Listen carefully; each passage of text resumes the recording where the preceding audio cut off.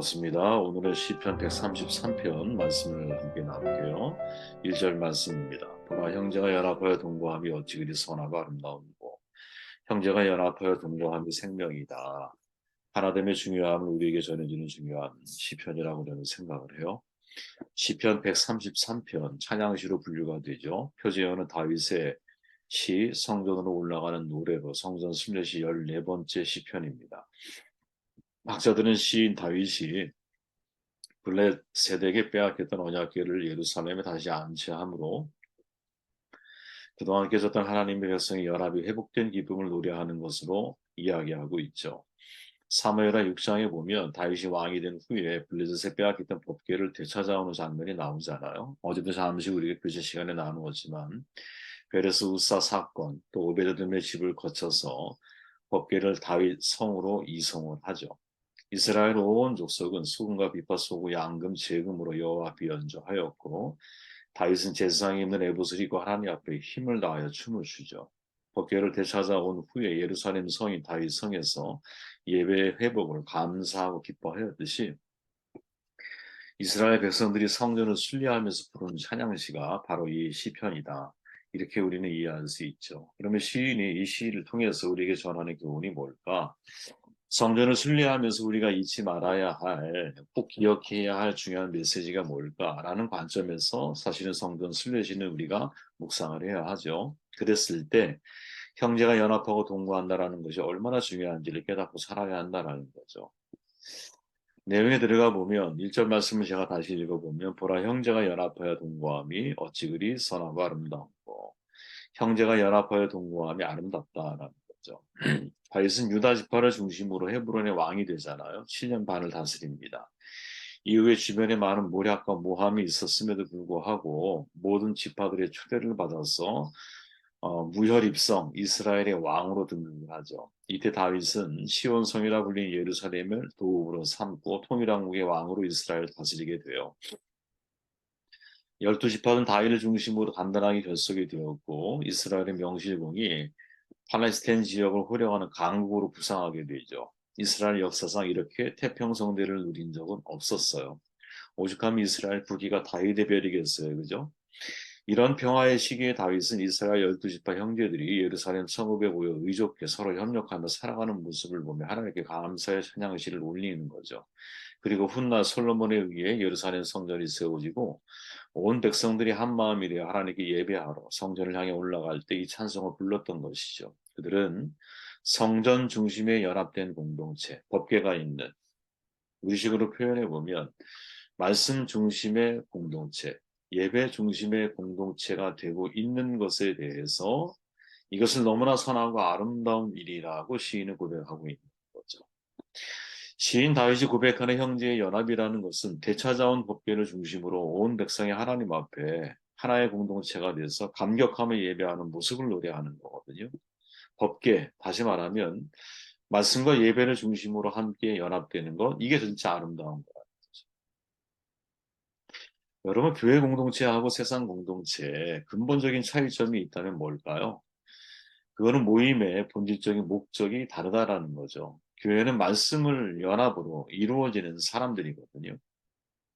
그러니까 만약에 교회가 말씀 중심으로 서로가 공동체를 또 서로가 형제의 연합과 동거를 이루어 가지 못한다면 사실은 그것은 세상의 모임과 별반 차이가 없다라는 거예요. 교회가 언제부터 사실은 붕괴될까? 말씀이 사라지는 거죠. 그리고 인간적인 혈연, 지연, 학연 이런 관계로 서로 모임을 갖기 시작하거나 자기의 재능, 관심에 의해서 모임을 갖기 시작하면 처음에는 그게 되게 그럴듯해 보여요. 이미 사실은 여러분 많은 교회에서 그런 모임들을 지향하잖아요. 동호회를 중심으로 해서 모이는, 취미를 중심으로 해서 모이는. 그게 뭐 나쁘다, 완전히 틀렸다 이런 말을 하려고 하는 것이 아니라 어떤 형태의 모임을 갖는다 할지라도 사실은 그 모임의 핵심은 뭐가 되어야 되냐? 말씀 중심의 모임이 되어야 한다라는 거죠. 그때 그 모임은 선하고 아름다워질 수 있다라는 거예요. 하나님 말씀 앞에서 벽이 없어야 되고 담이 없어져야 되는 것이죠. 이것이 인간적인 친분 관계로 담이 없고 벽이 없는 게 아니에요. 말씀 앞에서 벽이 없고 담이 없어야 한다는 거죠. 우리는 모퉁이 돌 대신 예수로 인하여 서로 다른 사람이 유대인과 이방인이 하나가 되는 것이지. 그죠? 하나님 말씀 안에서 우리는 서로 다른 이방인과 유대인이 하나가 될 수 있는 것이지. 그 속에서 형제의 연합과 형제의 화목이 이루어지는 것이지. 다른 방법으로 이 화목과 화평을 추구하게 될 때는 반드시 그 모임은 문제가 발생하게 되어 있다는 것이죠. 사도 바울이 형제의 연합에 대해서 이렇게 표현하잖아요. 교회론을 강조하고 있는 에베소 2장에 보면 이렇게 말하죠. 그러나 전에 하나님을 멀리 떠나 있던 여러분이 이제는 그리스도 예수님 안에서 그리스도의 피로 하나님과 가까워졌습니다. 예수님은 우리의 평화가 되시는 분이십니다. 그분은 유대인과 이방인을 갈라놓은 담을 헐어서 둘이 하나가 되게 하셨습니다. 그들을 원수로 만들었던 계명의 율법을, 그죠?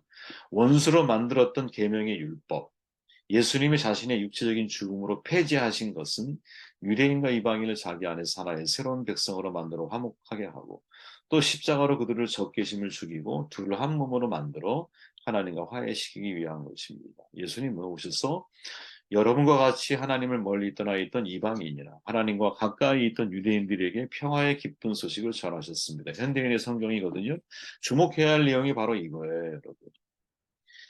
그들을 원수로 만들었던 계명의 율법을 예수님이 자신의 육체의 죽음을 통해서 폐지시켰다라는 것이죠.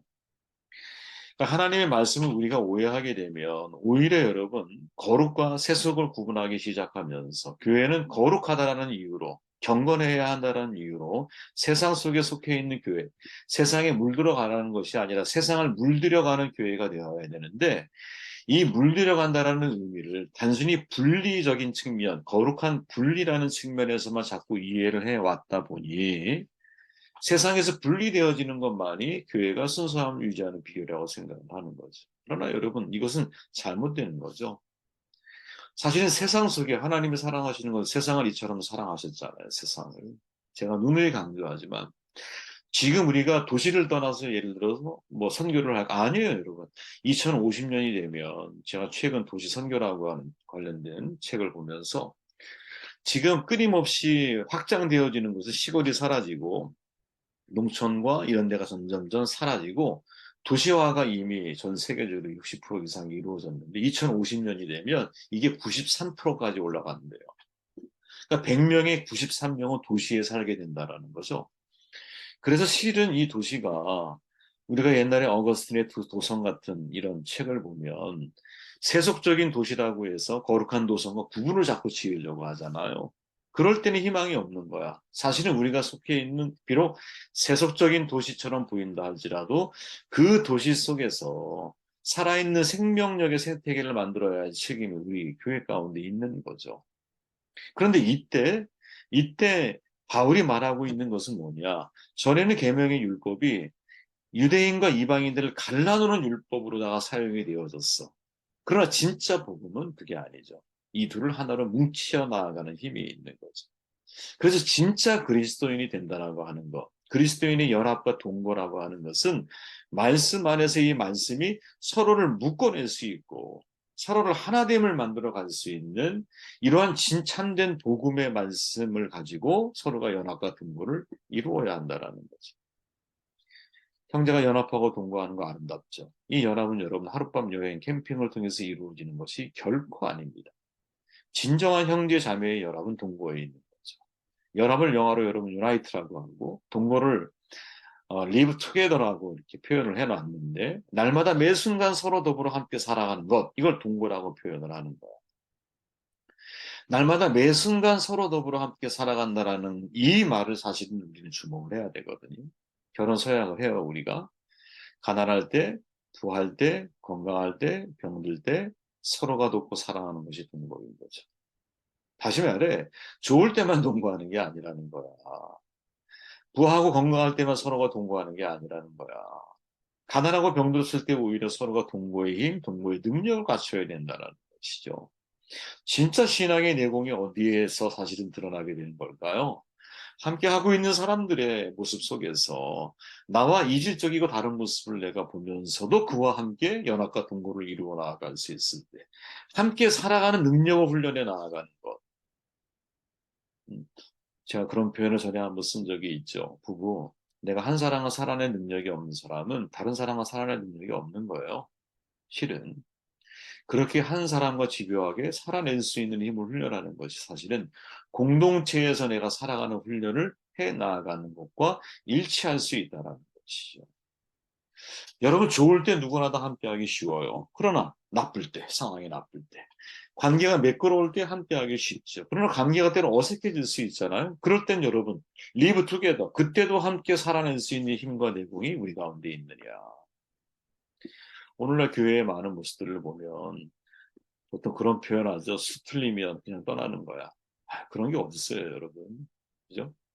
그런 모든 과정들을 다 우리가 포함해서 만약에 부부가 서로가 스틀림을 헤어진다고 생각하면 여러분들은 100번, 1000번 헤어지지 않았겠어요? 그런 모든 것들을 다 감안해서 그럼에도 불구하고 리브 투게더 함께 살아낼 수 있는 동거 능력을 갖춰 나아가는 것 이게 사실은 형제가 연합하고 동거함이라고 하는 요 의미 속에 담겨 있는 중요한 메시지죠. 근데 이때 이렇게 리브 투게더 함께 살아낼 수 있는 가장 중요한 본질의 이 핵심이 뭐냐, 코어가 뭐냐, 그게 말씀이라는 법궤를 중심으로 하나님 말씀을 중심으로 내가 상대에 대해서 품고 수용할 수 있는 능력을 훈련해 나아가는. 여러분, 교회는 혈연 공동체가 아니니까요. 이스라엘 민족은 단일 민족이 아니에요. 그렇죠? 그 속에는 많은 이방인들이 피가 섞여 있어요.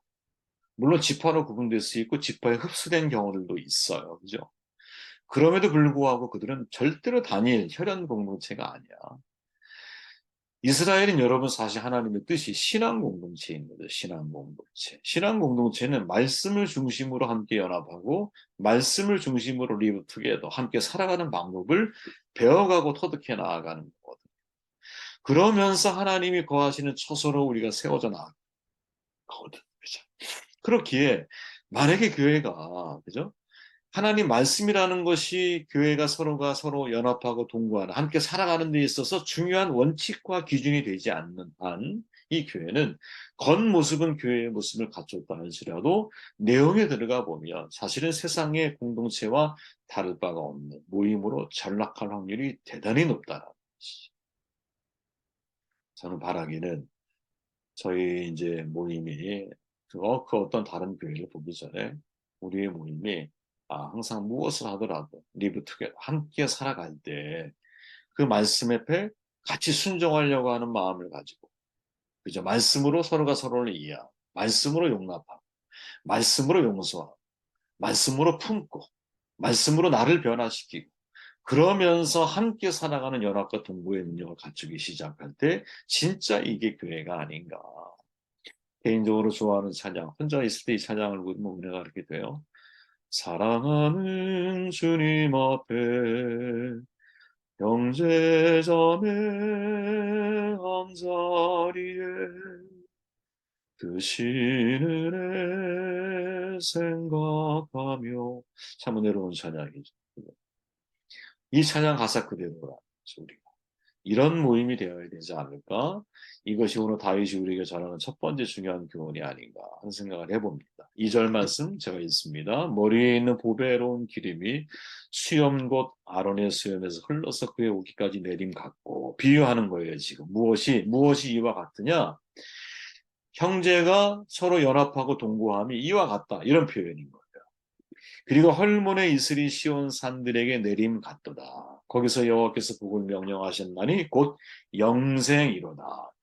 여러분 이게 되게 어려운 말씀처럼 들리잖아요. 근데 사실 이 말씀을 가만히 묵상해 보면 아주 간단한 말씀이거든요. 앞에 형제의 연합과 동거함이 선하고 아름답다라고 시작을 했어.